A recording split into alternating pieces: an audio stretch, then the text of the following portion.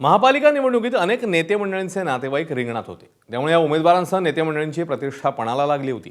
मात्र मतमोजणी झाली आणि त्यात काही धक्कादायक निकाल हाती आले. काहींनी विजय खेचून आणला. पण याचाच आढावा घेणारा रिपोर्ट. समाधान सरवणकर दादरच्या प्रभाग क्रमांक 194 मध्ये माजी आमदार सदा सरवणकर यांचे सुपुत्र आणि शिवसेनेचे उमेदवार समाधान सरवणकर महापालिका निवडणुकीच्या रिंगणात उभे होते. मात्र ठाकरे सेनेच्या उमेदवाराकडून सरवणकर यांचा पराभव झाला. गेल्या विधानसभेला याच मतदारसंघात ठाकरे सेनेच्या महेश सावंतांनी सदा सरवणकरांचा पराभव केला होता.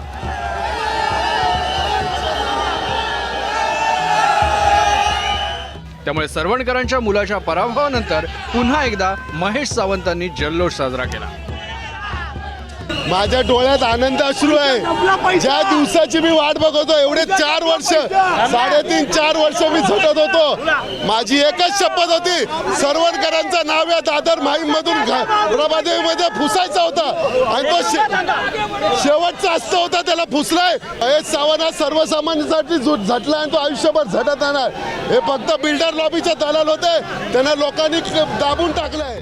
दीप्ती वायकर शिंदेच्या शिवसेनेचे खासदार रवींद्र वायकर यांनाही या महापालिका निवडणुकीत मोठा धक्का बसलाय. वायकरांची मुलगी दीप्ती वायकर यांचा ठाकरे सेनेच्या लोना रावत यांच्याकडून पराभव झाला.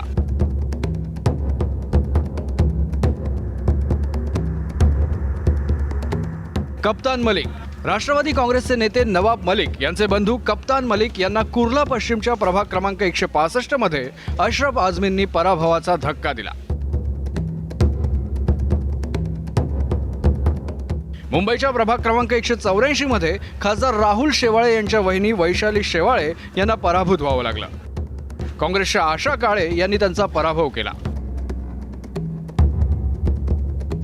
छत्रपती संभाजीनगरच्या प्रभाग 16 मधून ठाकरे सेनेच्या अंबादास दानवे यांचे बंधू राजेंद्र दानवे यांना उमेदवारी देण्यात आली होती. मात्र शिवसेनेच्या मनोज बल्लाळ यांनी त्यांचा पराभव केला. या पराभवानंतर चंद्रकांत खैरेंनी दानवेंना घरचा आहेर दिला. जे आहेत त्यांच्याबरोबर बसून त्यांनी प्लॅनिंग केली पाहिजे का नाही, ती झालेली नाही आहे. म्हणून हा पराभव झाला. त्यांच्या भावाचाही पराभव झाला. बरोबर आहे, भावाला सुद्धा निवडून आणू शकले नाही ते, असं झालं. त्या तो प्रत्यक्षात आता आम्ही बसू सगळे चिंतन मनन करू, म्हणजे जे आहे पदाधिकारी त्यांच्याबरोबर बसून चिंतन मनन करून नंतर मग साहेबांच्याकडे जाऊ. पुण्यामध्ये माजी आमदार रवींद्र धंगेकर यांच्या पत्नी निवडणुकीच्या रिंगणात होत्या. मात्र त्यांना तुरुंगातून निवडणूक लढवणाऱ्या सोनाली आंदेकरांनी पराभूत केलं. ठाण्यामध्ये माजी खासदार राजन विचारे यांना मोठा धक्का बसलाय. भाजपच्या काजोल गुणीजन यांनी राजन विचारेंच्या पत्नी नंदिनी विचारे यांचा पराभव केला.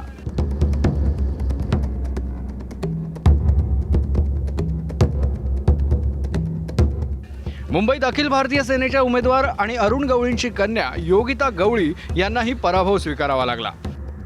तर अमरावतीत मुख्यमंत्री फडणवीसांचे मामे भाऊ विवेक कलोतीही पराभूत झाले. याच दरम्यान काही नेते मंडळींच्या नातेवाईकांनी विजयही खेचून आणलाय.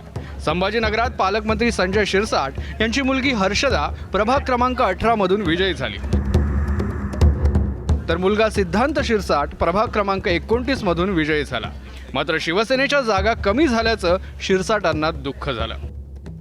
आम्हाला जे अपेक्षित यश पाहिजे होतं ते यश आम्हाला संभाजीनगरमध्ये मिळालं नाही, हे निश्चित आहे. आमच्यामध्ये कदाचित निवडणुकीच्या प्रचारामध्ये आम्ही कमी पडलो असावं किंवा उमेदवार निवडताना काही कमी पडलं असावं, परंतु पराभव तो पराभव असतो, म्हणून तो आम्ही मान्य करतो. जालन्यामध्ये रावसाहेब दानवेंचे बंधू भास्कर दानवे प्रभाग 1 मधून विजयी झाले.